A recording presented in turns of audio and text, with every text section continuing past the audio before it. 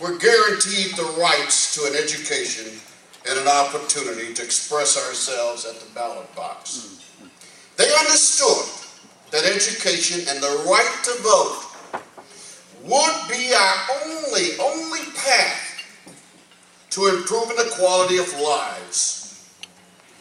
Folks, they understood that. They fought, they bled, and they died, whereby we, Ed Hightower, would have an opportunity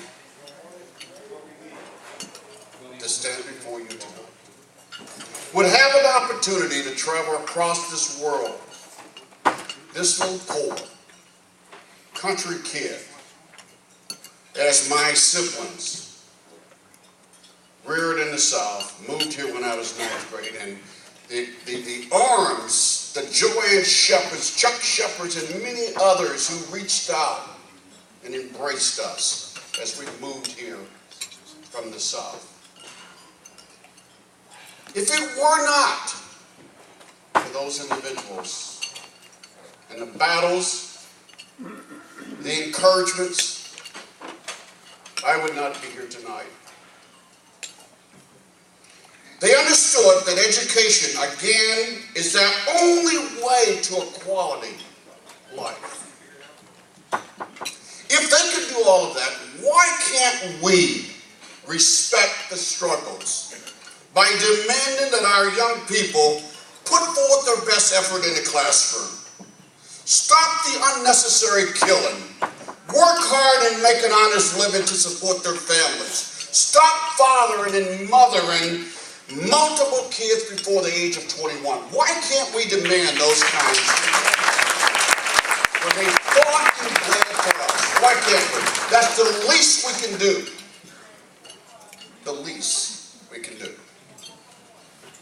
We must be protectors of our voting rights and fight as never before to ensure that they are not stripped away. In case, and listen closely, in case you haven't been paying close attention, we're right on the edge of having those voting rights stripped away.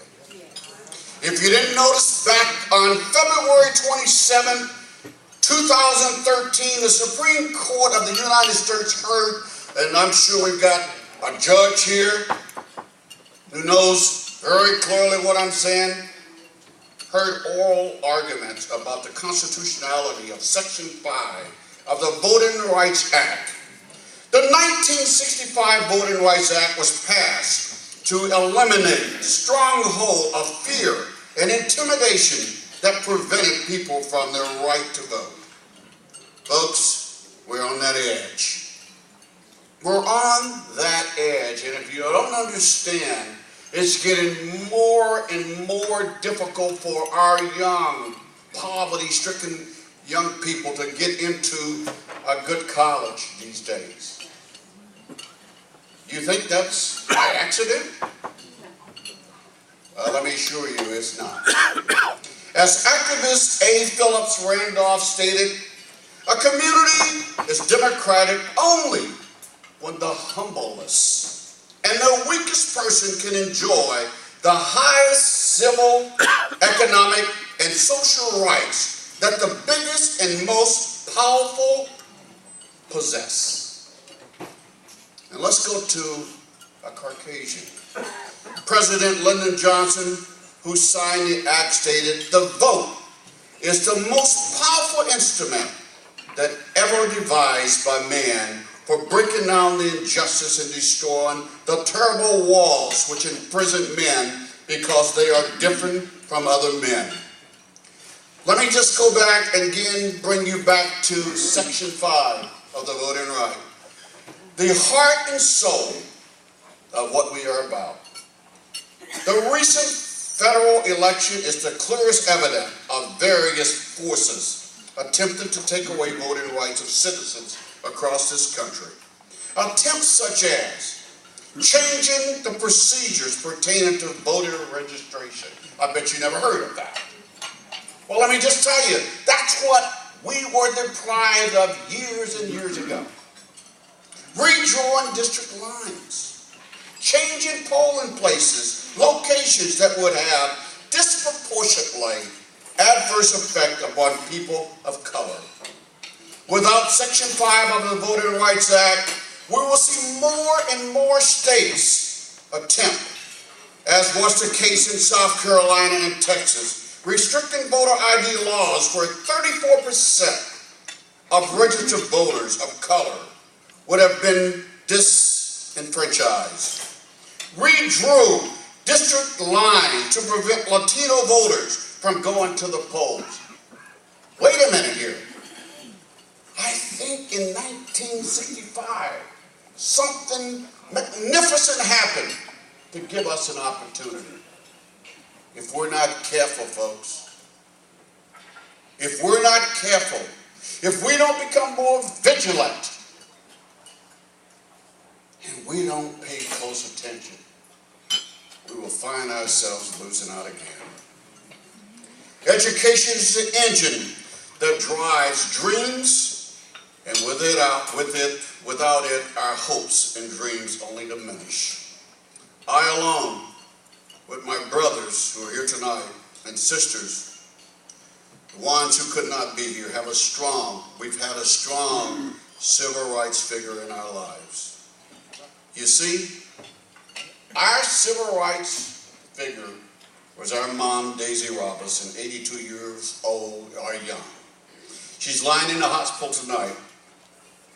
But let me tell you something, folks. She understood the power of fulfilling a dream through education. My seven siblings and I owe a great deal of debt to our mother, Daisy Robinson, who demanded that we embrace two things: responsibility and education.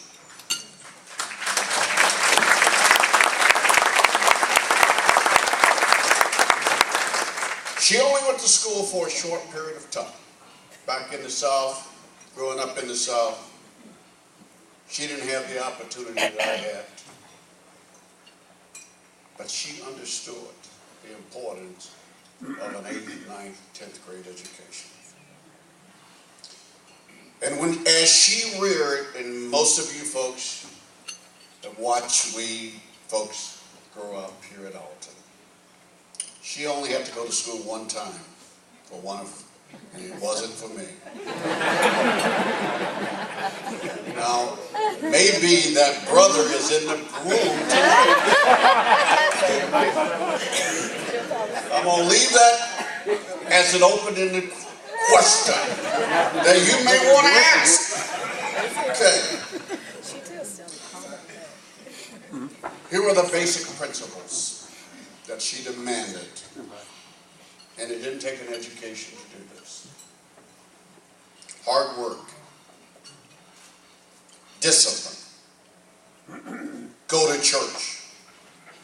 Take care of each other rather than killing each other. Be respectful to those who respect you. Treat somebody else like you want to be treated. Those were the principles that she demanded. Doesn't take an education to do that, folks. All it takes is a little bit of hard work and tested fortitude. I encourage the NAACP to conduct an autopsy on the progress that African Americans have made right here in my hometown. And let me just say, I may be in Edwardsville, but this will always be my town.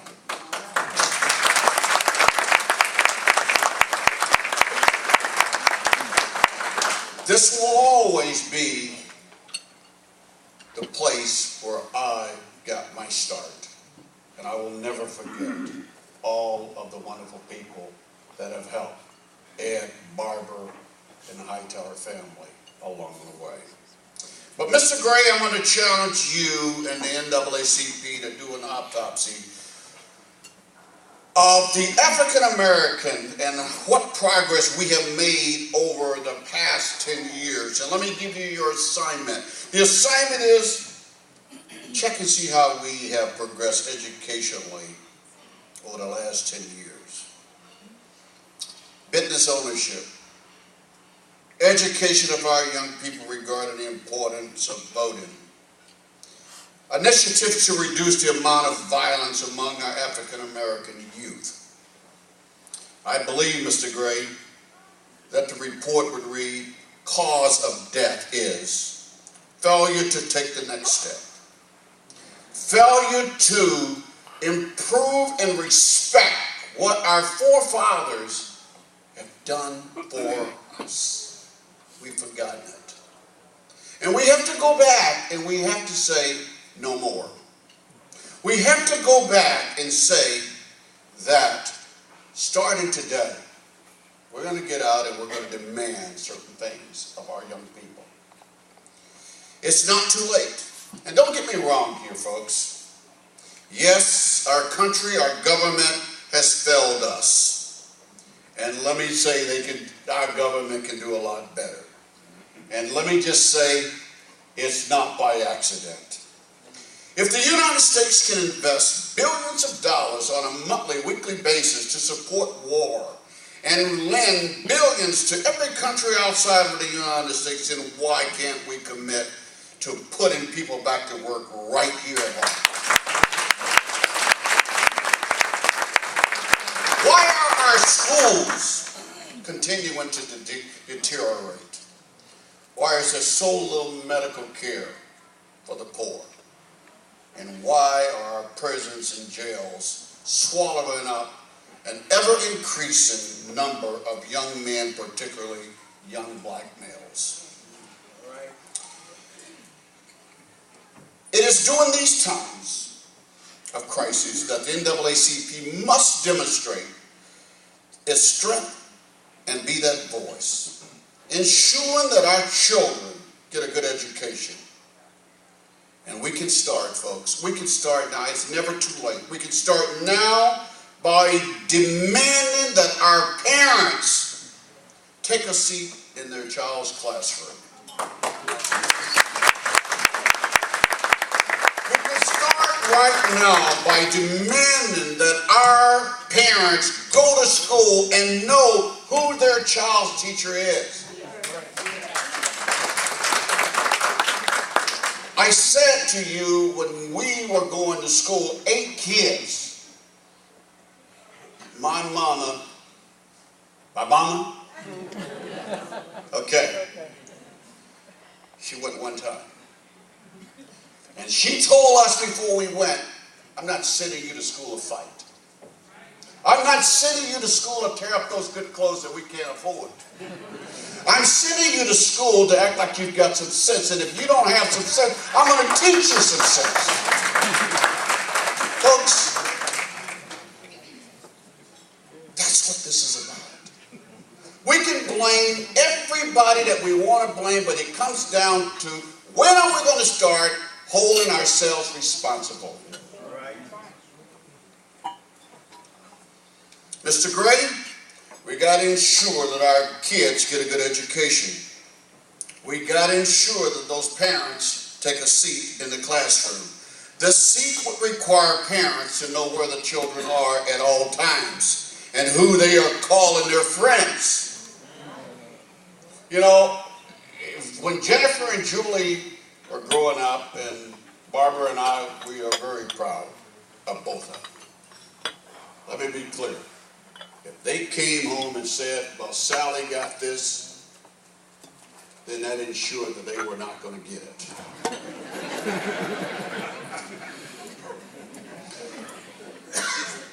I'm not the father of Sally.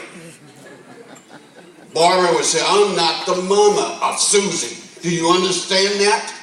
So they got it quickly. Just a little tip. Jennifer's right back there. She will agree with that. Hated every minute of it. Still does. Folks, we have to go back to our principles of saying to our children and mean it, not in my house. Not in my house. Not on my paycheck. No more will I spend my hard-earned money for the nonsense. I'm going to spend my money for you to get an education. Can it be done? Yes, it can. In 1955, Rosa Parks, the mother of civil rights movement, demonstrated how one person can make a lasting difference with conviction and commitment. She refused to surrender her seat on a Montgomery, Alabama bus. One person. We have to start. One person. Well, you think about with all of we old heads here tonight, if we go back and we start saying, no more, then think of the impact we may have.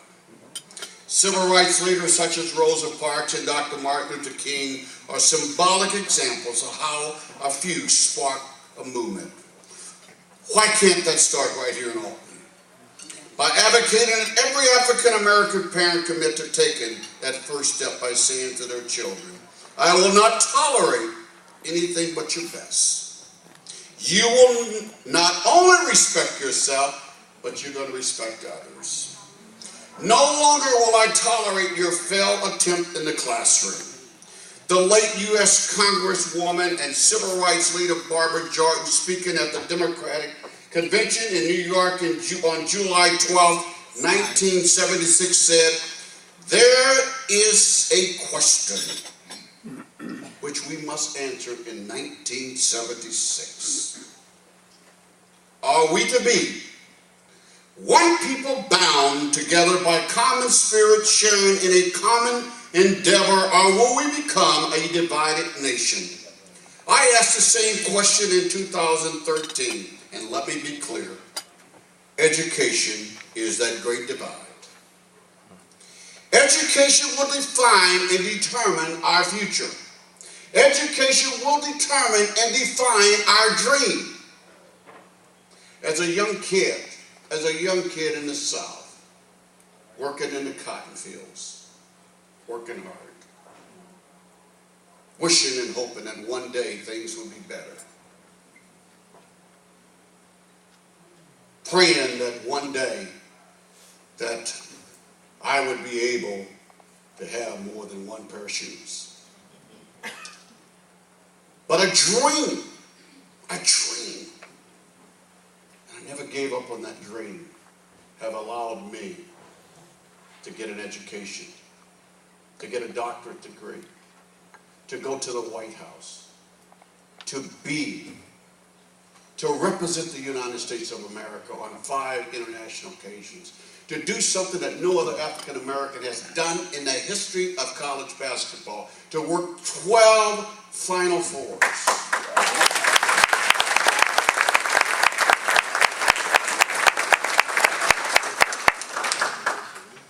As we talk about fulfilling a dream through education, on August 28, 1963, on the steps of the Lincoln Memorial, Washington, D.C., Dr. King delivered the I Have a Dream speech. Dr. King stirred the entire nation, awakening people everywhere to embrace the promise of opportunity. Opportunity. That's all we should want is an opportunity. And that's what we should be telling our kids. Don't give me a handout, but just give me an opportunity. Give me an opportunity for a job and I'll show you I'll work hard. Give me an opportunity to go to work and I'll show you I will put in an honest day's work. Give me an opportunity to give something back to my community and I promise you I will make it better than what it was. That's what we ought to be asking, just for an opportunity.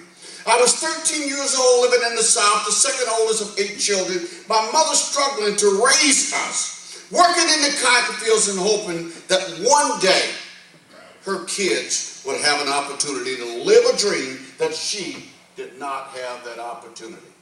But she lived and prayed that one day her kids would have an opportunity that she was not afforded. At the time, I did not understand the true meaning of Dr. King's speech, but Daisy, my mom, did.